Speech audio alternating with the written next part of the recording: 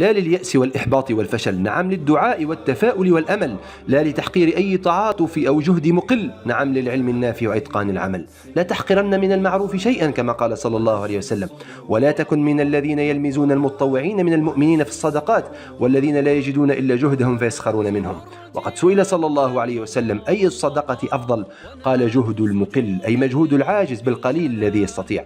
فلا تحقر أي مجهود، أي فعل خير ولو كان صغيرا، نية صادقة، علم وعمل، آية حديث، صورة أو مقطع فيديو، صدقة أو مقاطعة، مع الاجتهاد في الدعاء، فالدعاء هو العبادة وهو بشروطه وأدابه مستجاب ولو بعد حين، لكن مع العودة إلى الله. فما نزل بلاء إلا بذنب ولا رفع إلا بتوبة، وإنما ينصر الله هذه الأمة بضعيفها بدعوتهم وصلاتهم وإخلاصهم كما قال صلى الله عليه وسلم.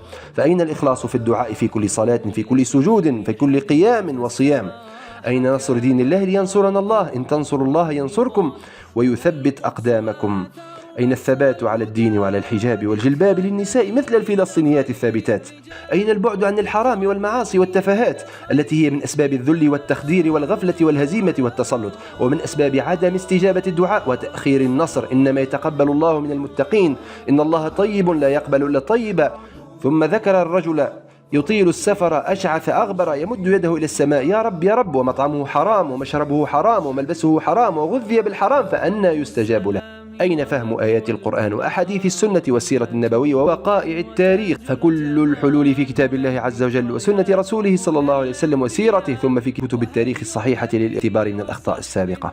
أين العلوم النافعة في الدين والدنيا؟ أين اللغات الأجنبية للترجمة والدعوة والتعريف بالقضية والحذر من القوم؟ كما قيل: من تعلم لغة قوم أمن مكرهم. وقد تعلم زيد بن ثابت رضي الله عنه السريانية في نصف شهر بأمر من رسول الله صلى الله عليه وسلم ليأمن مكر القوم.